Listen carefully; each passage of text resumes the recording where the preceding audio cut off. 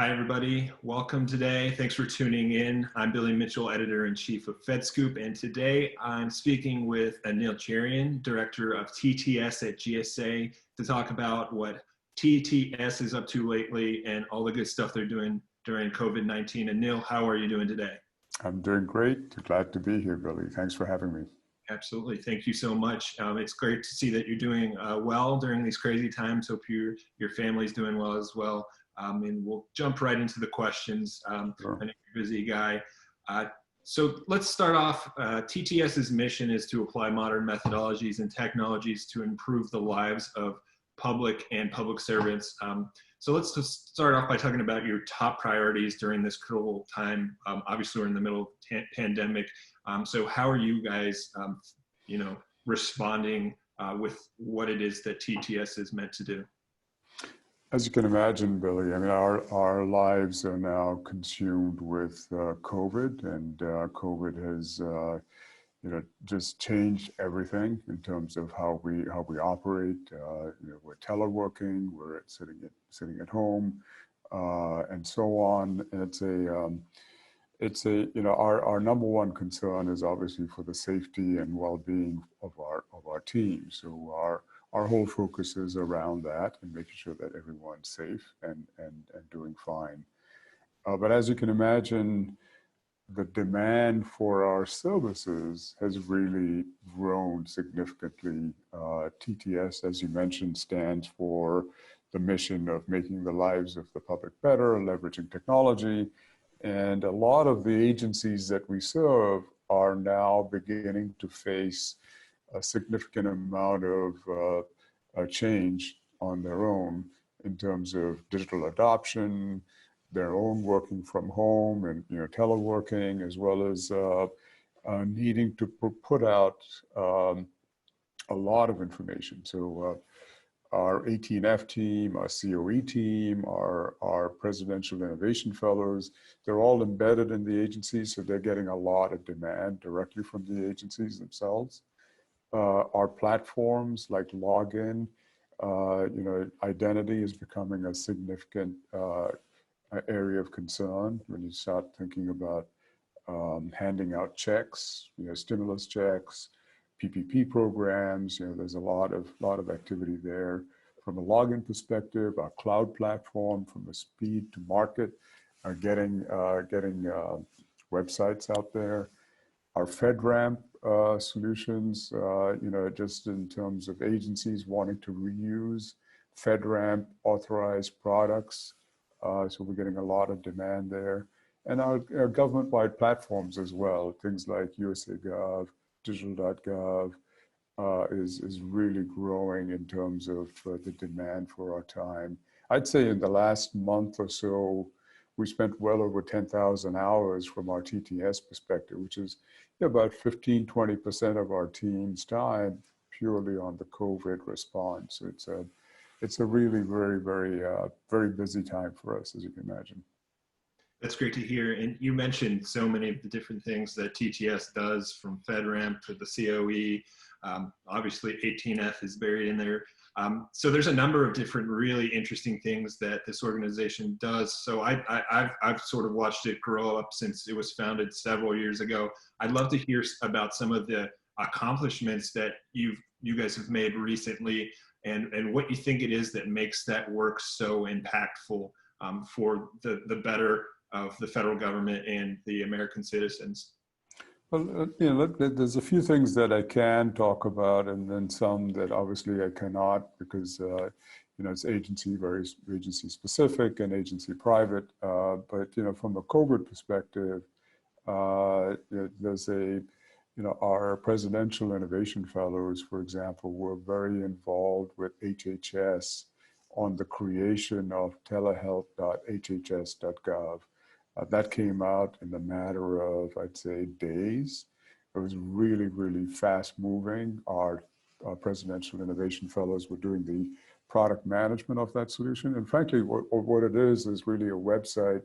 As you can imagine, telehealth is grown. No one has time to go to the doctors anymore, or shouldn't be, out there in hospitals. And so the whole telehealth solution what does it mean? How is it governed? How, what are the do's and don'ts in telehealth? That's on that website. So our team actually put that out, working with the HHS team in a really rapid fashion. SBA, we're working really closely with Maria Rote and her team. And you know that they've been out there putting out the PPP program, in terms of small businesses, the Paycheck Protection Program. And that they needed to do that in less than a week. They needed to put that whole website up and running in terms of how lenders can go out there and banks can go out there and actually provide the loans. Our login team worked really closely with them, and that was a fun project. It really needed to be done really fast. There were some initial bumps in the road, but as you can imagine, getting that out there and then delivering well over close to $300 billion worth of loans in such a short period of time, and authenticating who the people are, leveraging login. So we feel really honored to be part of that and work with her team on getting that out. And now we're on the second tranche of it, right? So we're now out there getting loans again to more and more small businesses. USA Gov is another example. If you need, if you're ever wanting to listen to the real pulse of the public, you should listen to the way that their calls to USA Gov. And that's where we have frequently answered questions. We're closely tied with the emergency support function ESF 15 response with DHS, and all the content that goes in USA Gov as well as digital.gov is done through that. So we work really closely with DHS on putting that out there. So our contact center had to grow to take on the additional volume. Not only that, we moved our contact center teammates away from the office and had them all do it virtually. And to get that up and running in that short period of time was great work by our USA Gov team. So there are lots of other examples I can give you those, but when you think about what does TTS do, it's really about accelerating the digital transformation and the digital adoption. And we have a lot of tools with us. Our 18F teammates who do user-centered design, our COE teammates, our Presidential Innovation Fellows, our platforms like Login and Cloud and so on. So this is the time for our teams to really shine. And, we've been very, very engaged in the last few months, as you can imagine. Yeah, I bet. And especially on the SBA front, that's a big project that's impacting a lot of people. So kudos to you guys for helping us SBA out with that one. Another angle or another type of technology that I know you guys have been doing a lot of work on that I want to pivot to because it's a hot topic within the federal government is the work around artificial intelligence and RPA, short for robotic process automation. I know you guys have communities of practice around both of those topics, so I'd love to hear a little bit more about how you guys are trying to spotlight best practices and success stories of RPA and AI, and what's being done there to make sure that other agencies can kind of spread their wings and adopt those technologies. No, it's a great point. There's a lot of work. I think the RPA community of practice was created sometime in the middle to the latter part of last year. We worked that jointly with the GSA CFO, Gerard, who's very, very passionate about the RPA tools. And, we've created an RPA playbook, which is really well, it was not just Gerard and me sitting down creating the playbook. It was really the full community coming together and creating the playbook based on our experience in the federal sector in terms of what can we do with RPA? How do we get those bots up and running? And there's lots and lots of great examples that are happening all across our federal government with that. So that community of practice launched with a playbook, and even now during COVID, there's been a lot of community activities in terms of how can they all help each other and so on. Towards the latter part of last year, we also launched the AI community of practice. And that has really taken off as well in terms of the number of participants within government. And there's so many activities that are going on there. So it's two big things that's really under works with the AI community of practice. One is just think of it as being an executive guide. You know, a playbook for RPA is very specific. AI is such a broad topic, so we created more of an executive guide, and we're in the process of doing that. And there's probably going to be more drill downs, and some of it might connect in with RPA as well, because I believe the two really go hand in hand. But in addition to that, we keep creating a use case library that everyone in government can look at and can share in terms of, you know, some agencies have done this with AI, some agencies have done that with AI, and, you know, how can we share that and so on. So that community is taken off as well, and they've been working closely with each other, talking about acquisitions in AI, talking about ethics in AI. So lots of great progress there. But we've also, from our TTS perspective, created a center of excellence where we actually have the center going out there and working with agencies. Jake, the DoD Joint AI Center is probably the biggest one that we're working on.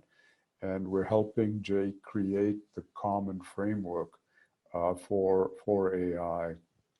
Lots and lots of work there that's really helping across all of DoD.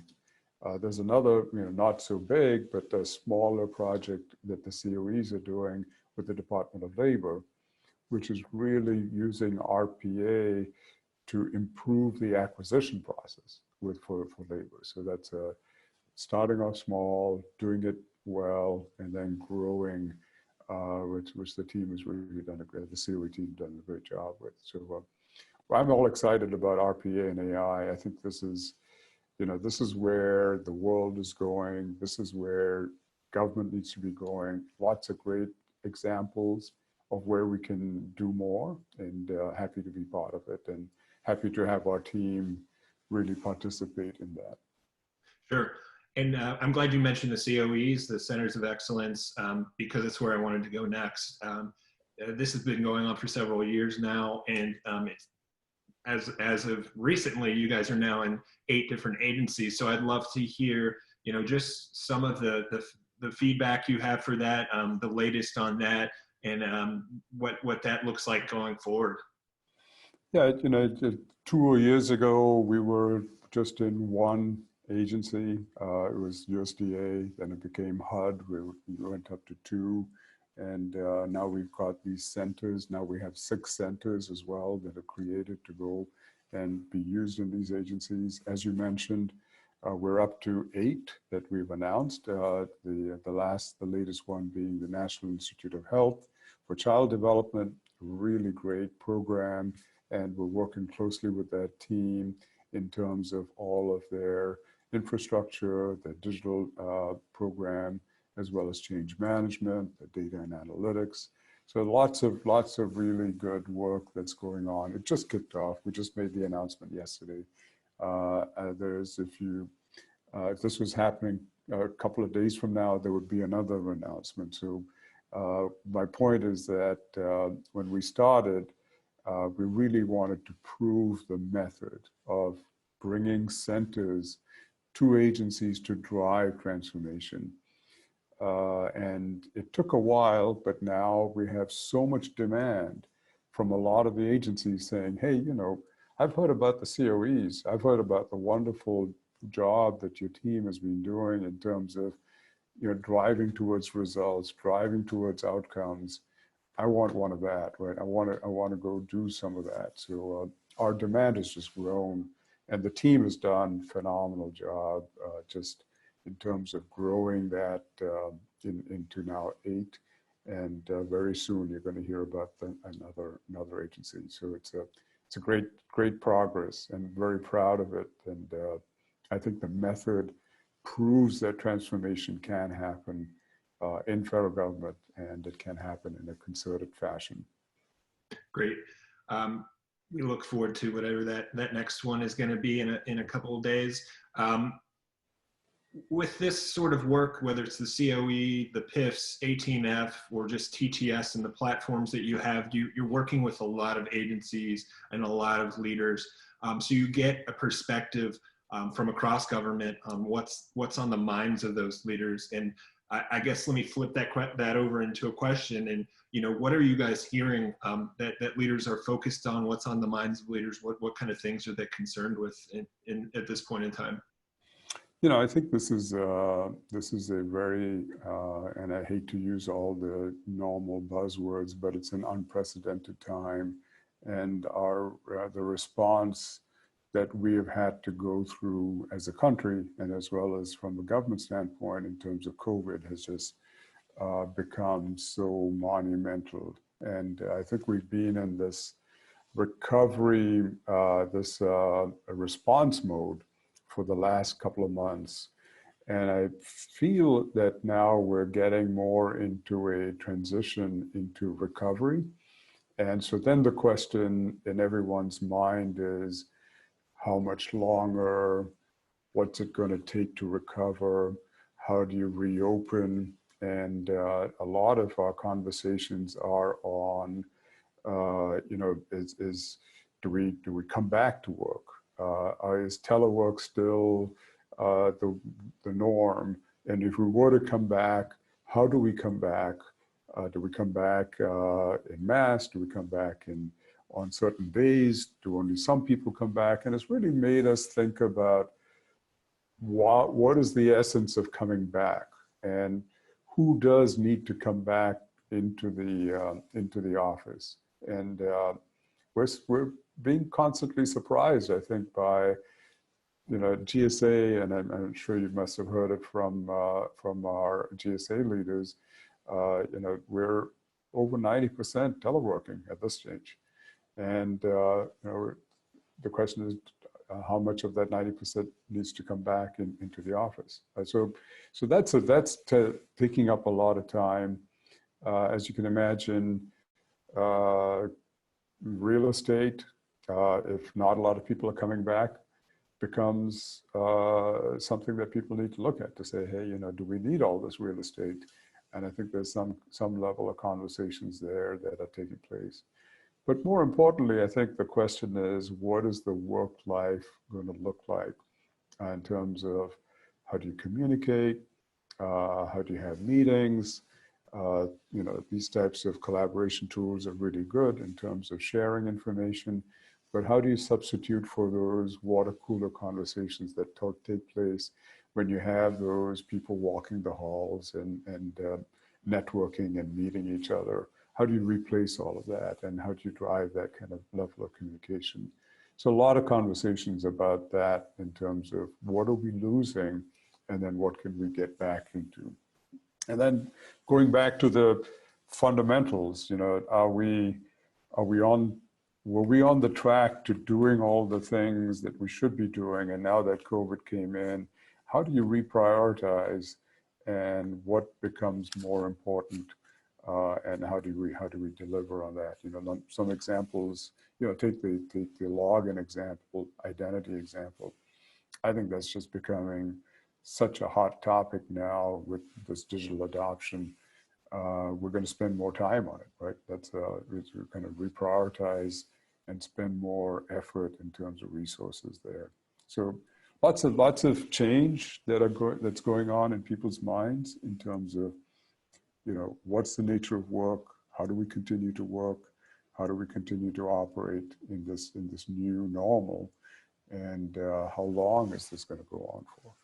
Sure. And obviously there's some uncertainty there, but as we close out here on this call, what kind of priorities does TTS have for the remainder of 2020? Either when things get back to normal, or maybe they won't. Either way, what are you guys focused on? Yeah, I think if you look at everything, I think we will be on the recovery, the response and recovery path like everybody else.